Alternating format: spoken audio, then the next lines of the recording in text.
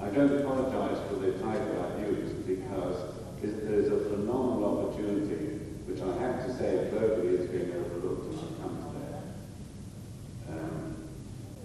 I'm slightly modifying the title here. I'm emphasizing the point. Mobile personal health and education system. This is the mobile phone. Now, it's not a medical invention. And unfortunately, the medical profession particularly have not grasped what it really can do in the future. It's a real opportunity for inclusive, personalized, participatory, the persons involved, predictive, preventive health. This is not what goes on around the world today. And having just come back from the UK, I'm severely impressed by the National Health Service, which is not a national health service. It's barely national, but it's a disease service. And this is a fundamental difference. This is the doorway to integrative health for everyone, anyone. The tables have been turned. 6 billion people, 77% of the world's population, have a mobile phone, access, not exactly in their hand, have access to this. This is the democratization of personal health. They cannot be denied any longer. And everyone's talked about the digital barrier. This is now being turned the other way around, and I'm afraid the medical profession are standing in the way. My colleagues, and even from my end up, I was one of them for a while. Now, let's just go back. When I went to medical school, it wasn't 1948, it may look like it, but it wasn't, in the 1960s. This is the definition the WHO gave in 1948 of health. The state of physical, mental, and social well-being, not simply the absence of disease or disability. Now, the first medical tutor I had said, there's the line in blue, said, that's for God, you come here to learn about diseases. Don't forget that. And that's a fundamental problem. Now, with all the health IT that's coming our way, this is fragmented too. We have e-health. This has come historically too, but in relatively recent times. They've gone health record, telemedicine, telecare, telehealth. I'm just being back to the UK again. This is 20th century thinking. Hospital at home. This is not healthcare. And yet the word health is stamped all the way through this. Now we have, since 2009, mHealth, mobile health. Those that thought it was important in Washington and London thought mHealth was such a phenomenal opportunity that it should be separated again into another health technology. And so it has been. But mHealth is actually defined, almost defined as SMS and apps. And look at the bottom. All of these technologies are to support existing health, in brackets, disease systems. And look at it. Look at what we're up against. The mHealth Alliance, WHO, the World Bank, Rockefeller Foundation, UN Foundation, Vodafone, the International Telecommunications Union, USA, UNICEF. It goes on and on. Half of these people know nothing about medicine, and yet they prescribe mHealth. So I'm going to come back. One of the reasons I live in Thailand now, and one of the reasons I came here was I was astonished to find this in the Thai public health policy. I've actually not found too many Thais that know this for its work, but it was readopted. This was the background of Buddhism, Buddhist healthcare. This is the background of Thai healthcare for centuries. But it was abandoned in 1916 because medical students couldn't handle the modern medicine and traditional medicine. It was the medical students who can't handle this. Now we've actually got to come back and let it handle. But look at this. It was in the Alma Ata, WHO again, meeting in 1978, that suggested that most countries should look carefully at their primary care systems and traditional medicine.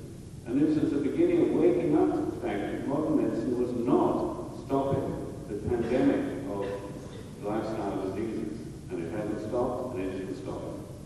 But look at this wonderful cycle of care. And this comes straight out of your health policy in Thailand. I stole this one. a number of things in this great little book here. It's called, at the same time, The Role of Thai Traditional Medicine in Health Promotion. There are health-promoting hospitals in Thailand. I've been to them. Some are extremely good. Some are a bit iffy, because it's not easy to recover Thai traditional medicine when you abandon it for nearly 100 years. But at least the principle's been established. And one of the points made very forcibly in here is the failure of conventional medicine to prevent or cure lifestyle diseases. That is an absolute fact. But huge amounts of money going into this concept that it can be cured. We've had some exciting opportunities.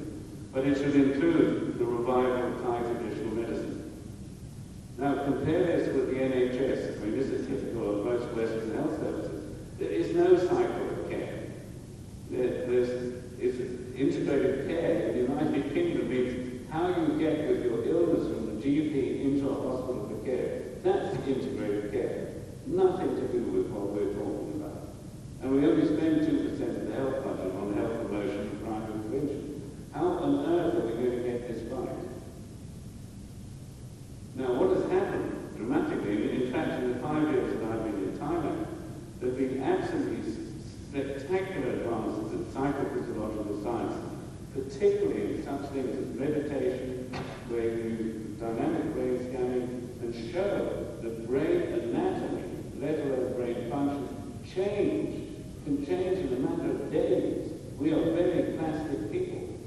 And so is this. The wireless wearable sensors, thanks to sports medicine. Nothing to do with conventional medicine. I'm wearing one of these here now. Sadly, my internet connection with Quiet In, where my base is down today, so I can't show it to you live. But I'm wearing one of these on a belt here, and so is a person Quiet In. They may come online while I'm talking, but we'll see. But let me show you more. And then come back to this extraordinary global penetration of the smartphone. This was predicted, but nobody understood how smart the phone could get. And it's getting smarter. So this is where I call it a breakthrough. And trying to put this together. Social stress, mental stress, this is exactly what's being demonstrated as altering brain function, brain pathways. In parts of the brain, when I went to medical school, they had no function. Little thing called emotion, cognitive therapy. These are now being demonstrated to be connected and part of the autonomic nervous system. And one of the first things that happens is you get autonomic and immune dysfunction. We've heard a huge amount of this meeting about immune dysfunction. Almost the entry pathway to most of the therapy we're talking about. But for goodness sake, most of it can be, it's a dynamic situation. It doesn't always require that. But look at this, typical Western approach. Diet and exercise, diet and exercise. I'll just make two comments. Exercise. If I were to tell you that the Norwegian shown nearly 10 years ago that 25% of people doing aerobic exercise get no benefit from it. Zero benefit. They flog themselves to death in a gym and get nothing from it. They genetically, they aren't going to get anything from it. What's interesting is most of them will get the benefit from resistance exercise. So this is a lecture on its own. Is that you don't just talk about exercise and diet. This is highly specific and highly personalized.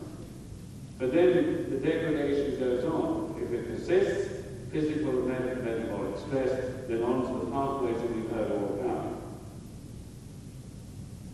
Now, I came back to Thailand to look at a little bit of mind and body. I've had too much of the body and no mind for 30 years. And this is the sort of background. You'll be familiar with this. But Dr. Banerjee gave us a wonderful exposure to how potent meditation was last night. Nearly all the things that people are treating here today can be self-treated. Now, that's an exaggeration, I just want to restore some balance. I put Qigong, she put these as meditation movements and breathing. Tai Chi, I put them somewhere between meditation and exercise. Notice I emphasize phasic exercise.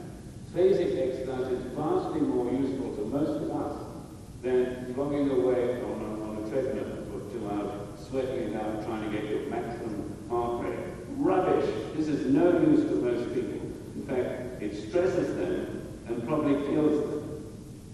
Now, I put breathing in a very prominent situation. It wasn't me that said this, but how you breathe is how you live.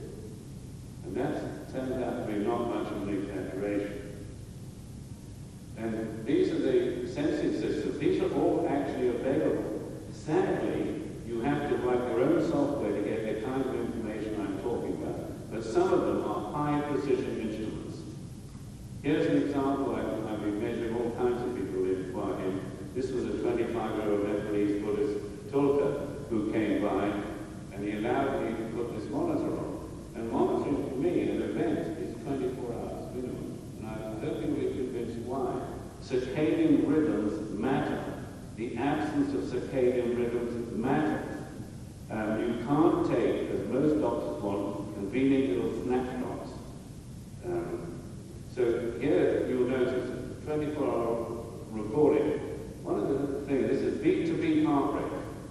This is essential. This is not just heart rate. This is heart rate variation we're talking about. Hence the thicker line. He's got a very thick line. His heart's varying enormously, almost all the time. When I studied 2-year-old children, I said to him, "You're a 2-year-old child. How do you manage this?" Anyway, he just says, "I've been practicing since 4 years of age in a monastery." Maybe that's the trick. Anyway, I just want to show you how you can contextualize what's going on here. First of all, you can see he's running upstairs. As you'd expect, his heart rate goes up. This style of dance, I don't know if any of you have ever seen this. This is absolutely frenetic exercise. And he's highly trained dancer, and he showed us this. And look at that. Anyone going to the gym would be very pleased to be able to do that. He's a superb athlete at the same time. But he can stop in the middle of it and just talk to you. He's not out of breath. He's a highly trained chap. Anyway, here's the pattern. Then he goes along here, and we look, he does some chanting. Chanting was absolutely astonishing, what we were hearing yesterday from Dr. Bennett. And I'll come back to that. Meditation, then sleep, like a baby. Now, just very quickly, you can extract information out of the top line. And the black line running along here is tonic vagal activity. It's one of the things you can extract out of heart rate variation. And the higher your black line, the more relaxed you are, the better your homeostasis is. Homeostasis is not a static situation. It's dynamic. If it isn't dynamic, it's not homeostasis. You've turned into a machine. That's no good.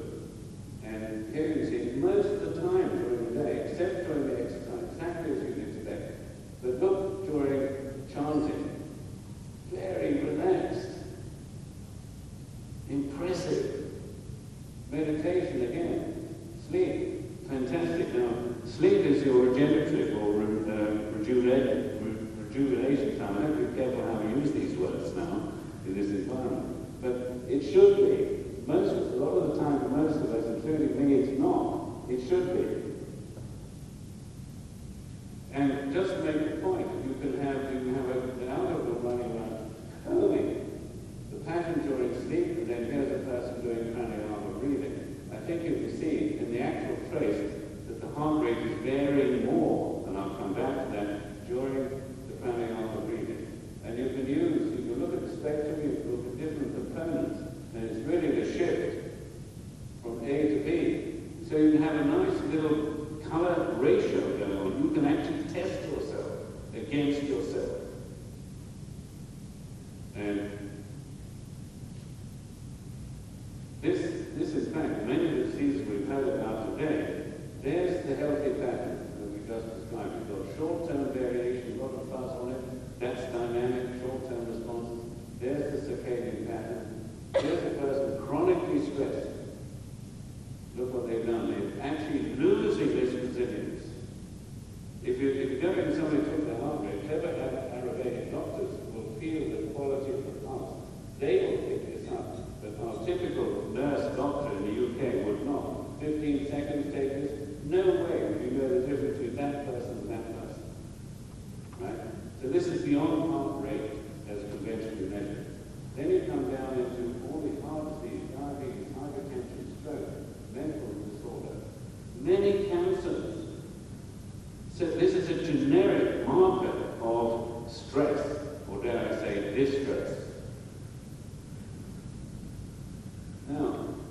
when you talk about personalized medicine, this is a dynamic situation. There are people who reverse their disease by changing lifestyle, even from the bottom range. Now, let's just come back. The sports people, the elite sports have given us this. Here's a very healthy elite athlete in top and bottom stress.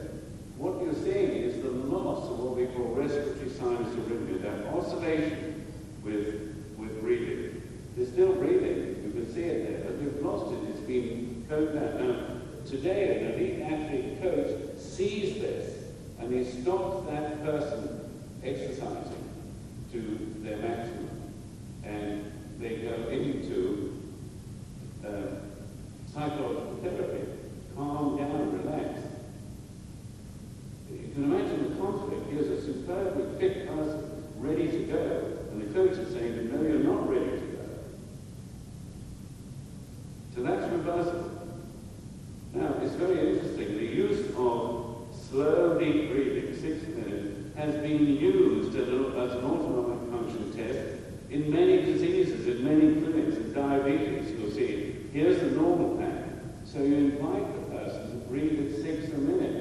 Why 6 a minute? I don't have time to get close to it, but there's something very, very fascinating by this 6 breaths a minute. But anyway, this is what a healthy person would do. This is a diabetic. But then they leave it there. They don't invite this diabetic to try and do anything about it. Change their lifestyle, maybe.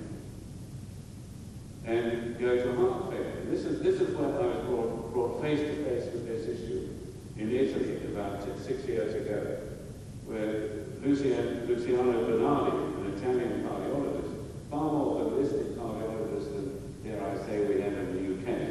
And here's a classical breathing pattern of a person in advanced heart failure. They're in a chair, they're on oxygen, they can't even walk from here to there. This is severe disease. There's the change state breathing. Breathe fast, they stop, they breathe fast. And you can see what's happening. They actually make themselves hypoxic. This is not good for a failing heart. And he came across this extraordinary discovery, trying to persuade these people to breathe normally, with very little success, until he got a yoga teacher in there and got them reciting the yoga mantra. Dramatic effect. 50% of these people dramatically improved their ability. Off came the oxygen mask. They got up and walked. I mean, this is magic. I've seen it. When I talk to these patients, I can't speak Italian, but anyway, translate, say, how are you feeling? They put their hand on their head. I've never felt so good. Here, nothing to do with this.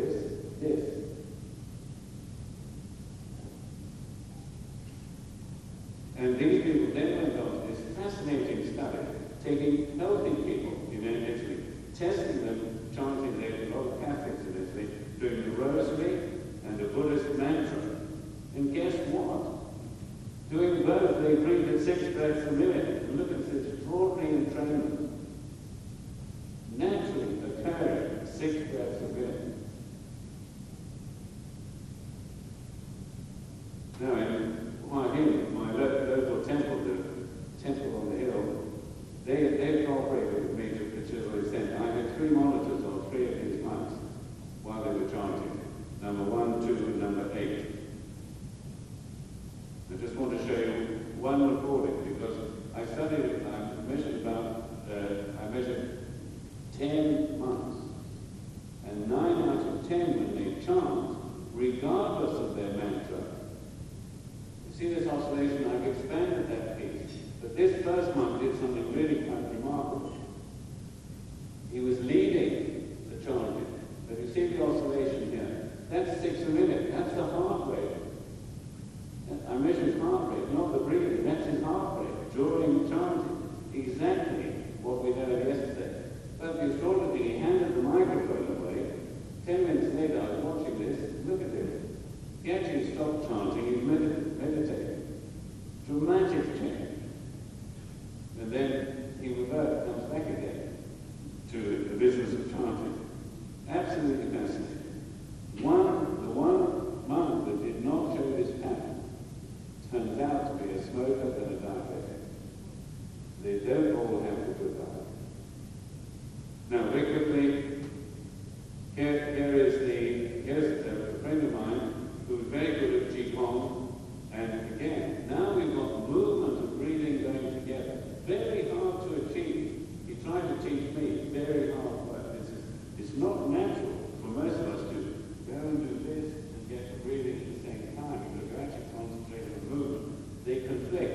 he got, look at that huge oscillation in heart rate as he's going through these different Qigong maneuvers. Some of them are exercising, see his base heart rate is rising. Still, the dominant factor is this. Here's somebody I was studying, I was hoping she'd be online today, but the internet in Jordan is down, very frustrating. And you can see this live, the video, and you can see these with the three-dimensional movement. These are, vertical this way. You absolutely characterize the yoga movement. Then I invite her to stop and do slowly breathing. And look what happens to the heart rate. Now she's just finished an hour's very exercise yoga. And yet you can sit down and start to calm down and control and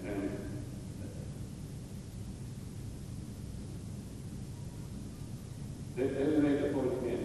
This is another example, and the reason I'm showing you this is again you can see as you go with slow breathing, the entrainment of heart rate and the drop in heart rate there. But you'll notice the breath has got this sort of on it.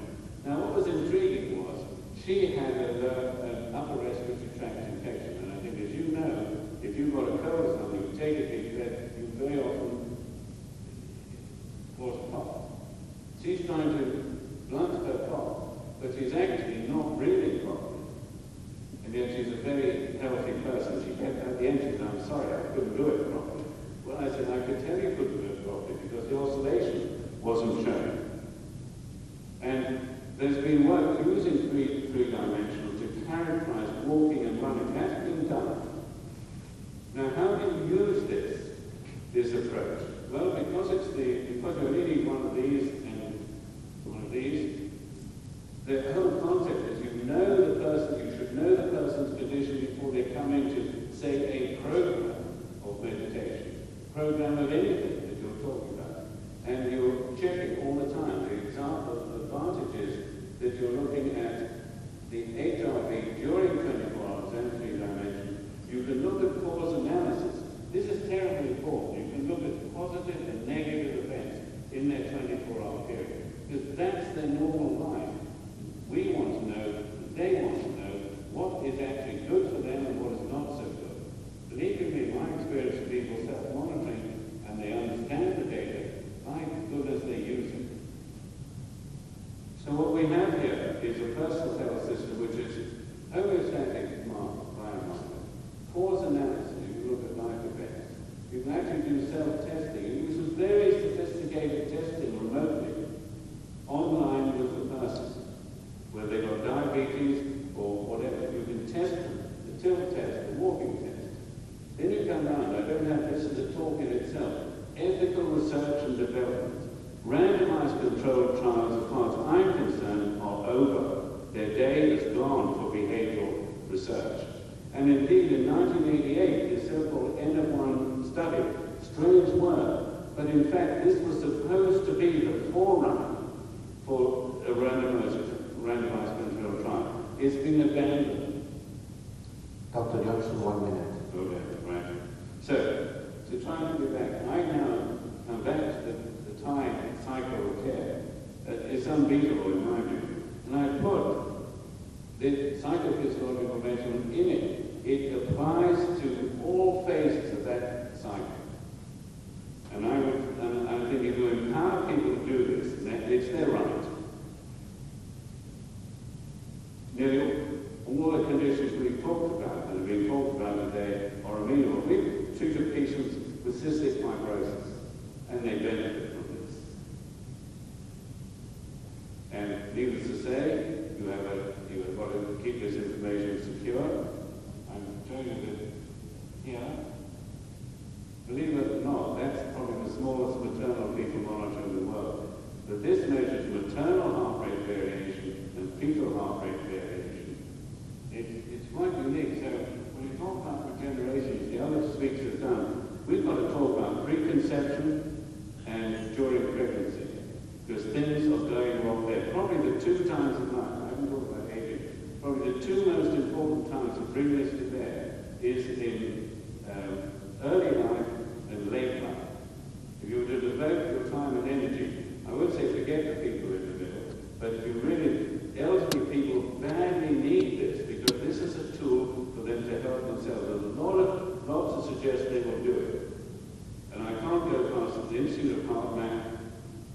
They've done much of this research. It's not new. We want to move on to what I call health games, mind games. We've got to make these things based on your own personal measurement very exciting. They've got to be more interesting than the computer games that are out there. So we're turning, you can't do any better than this. First, the Hippocratic Oath, we've heard it before. First, do no harm. But he also said the natural forces within us are true healers of disease. And it's not much different to what Buddha said. They must have been talking at some point. When the mind is healthy, the body will follow, not the other way around. Thank you.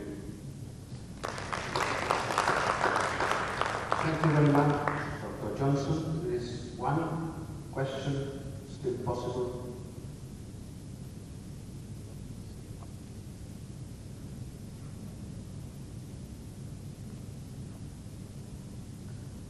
No questions? Then thank you very much.